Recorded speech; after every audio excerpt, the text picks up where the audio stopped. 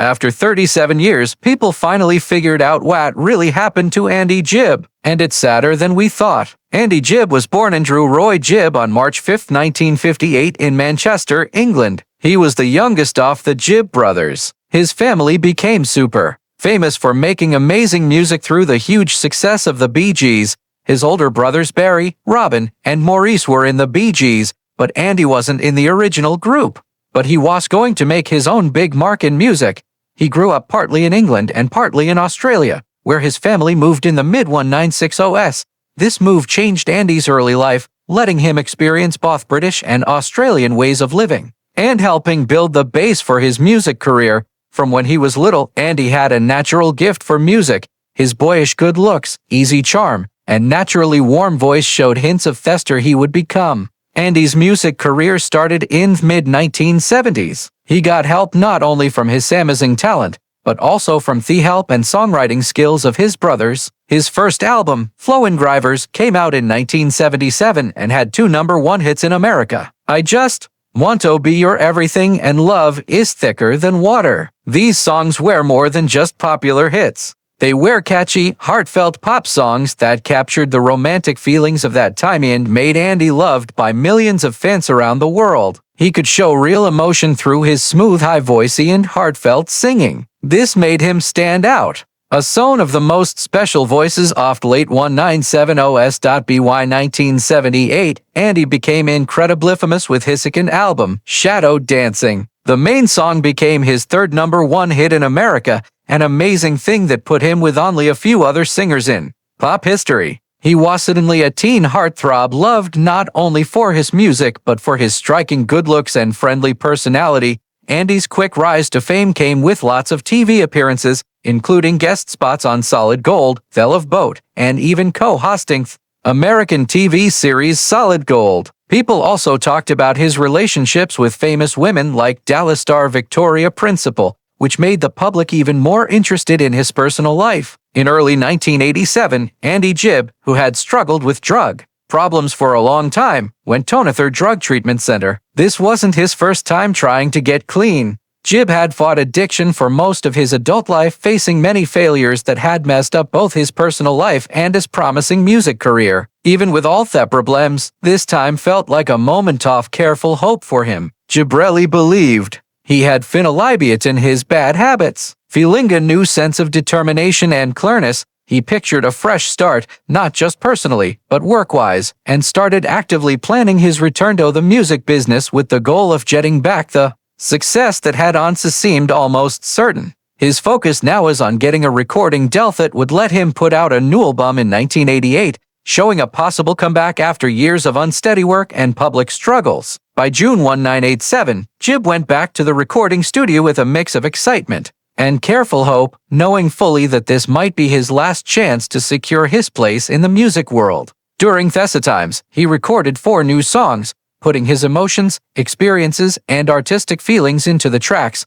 One of these was a powerful song called Man on Fire, which captured the intensity of his inner struggles and his drive to beat them. Even though Gibb would not live to see it officially released, Man on Fire later came out after his death in 1991 as part of a Polydor Records collection, giving fans a touching look into what might have been a comeback career. Another song from these recording times, Arrow Through the Heart, became historical imprint as the last song Gibb ever recorded. This song, which had deep emotional weight and haunting words, was later featured on an episode of FFAAFEAFF's popular series Behind the Music.it. Finally came out decades later in November 2010 on the Bee Gees Mythology for disc box set, letting listeners connect with the final chapter of Andy Gibb's musical journey. These songs were not solo efforts. They were collaborative works written together with his brothers Barry and Maurice Gibb. The 3 brothers had shared a special musical bond since childhood,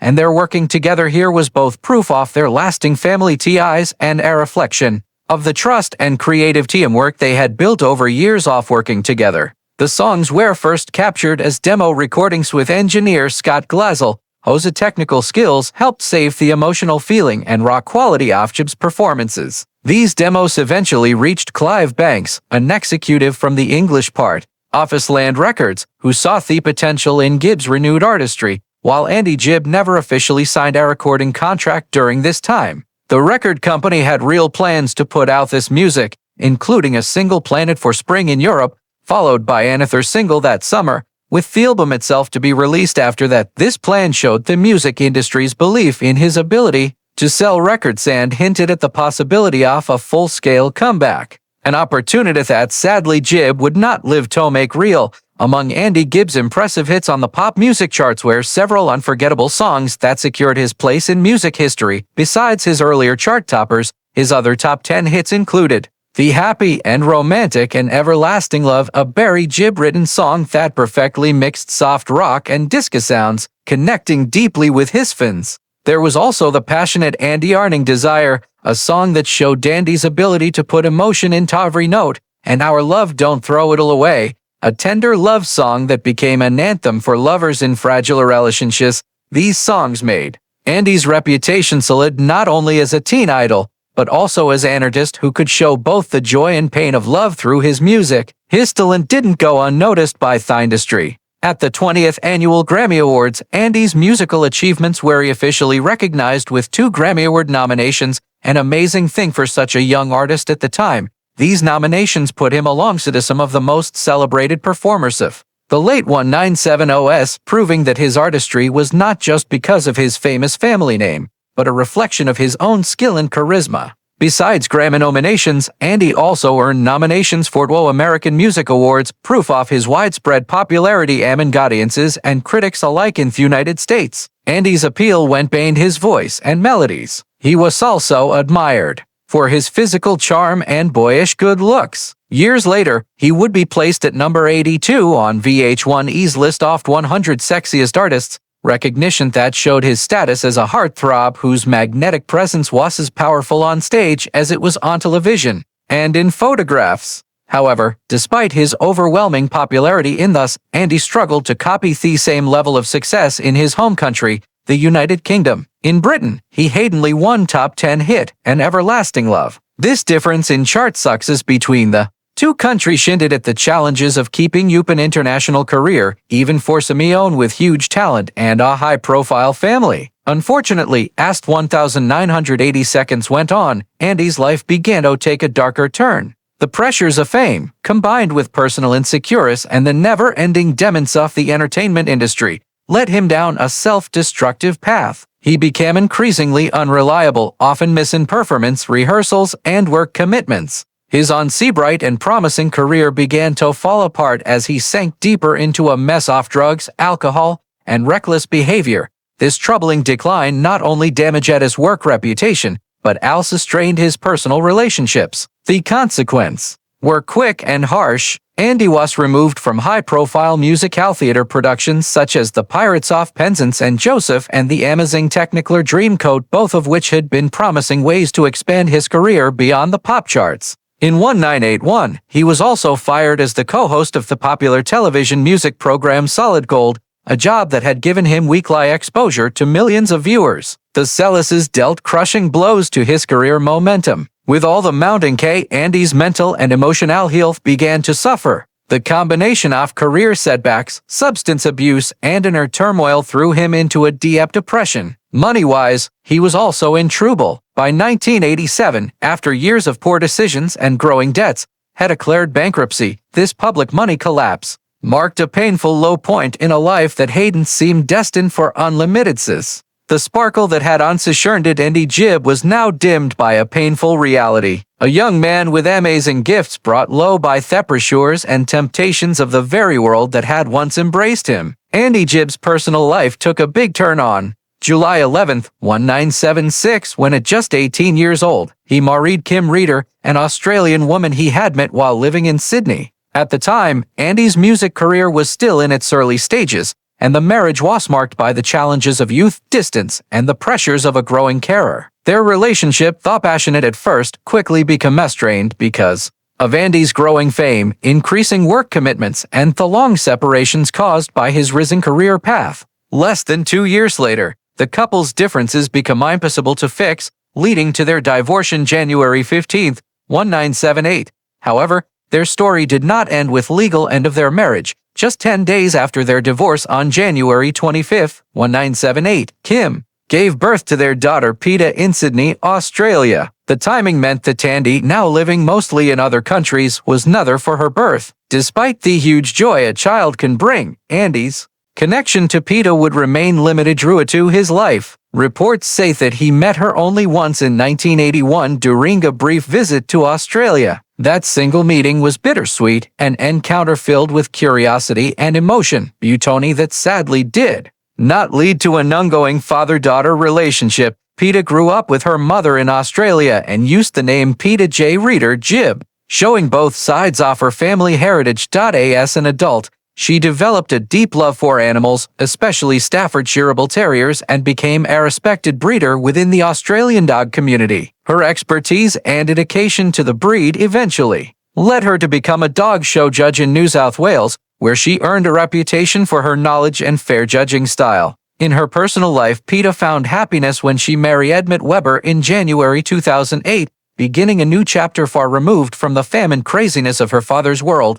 Meanwhile, in January 1981, during a guest appearance on The John Davidson Show, Andy's life took another romantic turn. It was there that he met Victoria Principal, the glamorous actress best known for her role as Pamela Barnsuing on the hit television series Dallas. Their meeting sparked an immediate connection, two attractive, high-profile entertainers drawn together by mutual charm and charisma. The pair soon began a romantic relationship that would captivate the entertainment press, mixing the world of music and television into a highly publicized love affair. For decades, fans of Andy Gibb, the youngest brother of the legendary Ibs, were left with a haunting question that seemed to hang in the air like an unfinished song. What really happened to him? His sudden death in March of 1988, just days after his 30th birthday, shocked the music world. The official explanation was heart failure, a rare tragedy for someone so young. But whispers, guessing, and rumors never truly stopped. Some believed it was simply the result of years of hard living catching up to him. Others suspected there was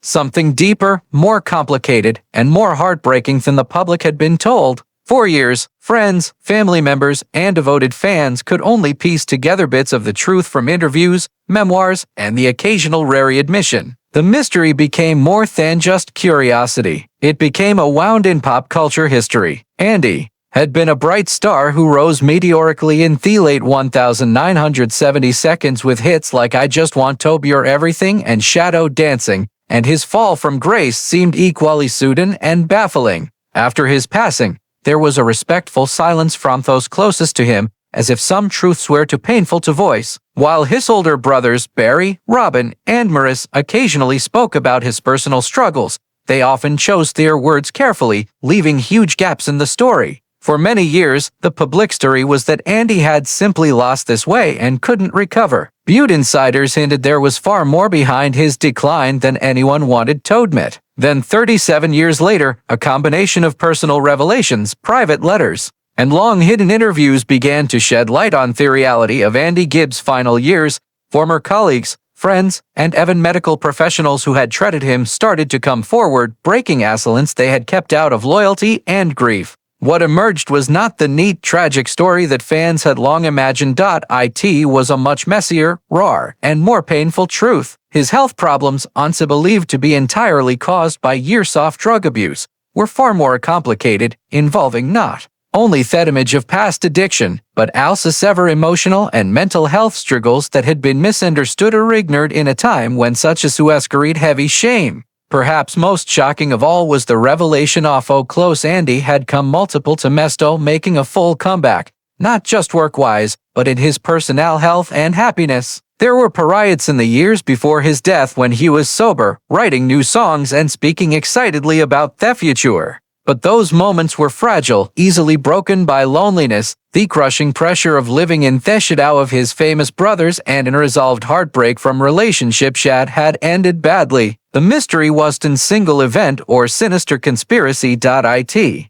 was the buildup of years of quiet suffering, wrong diagnosis, and emotional wounds that never fully healed. When the full story finally emerged, it was worse than fans imagined. Not because of scandal or juicy secrets, but because it revealed just how preventable Andy's death might have been if the understanding, resources, and medical support available today had existed in 1980 seconds. It painted a picture of a man who wasn't simply a fallen star, but a deeply sensitive soul who battled more than the public ever knew. For those who had loved his music and mourned his loss, the truth was bittersweet. The mystery was solved, but it left behind an even heavier sadness, knowing that Andy Gibb's life could have been so much longer, and his music could have graced the world for decades more.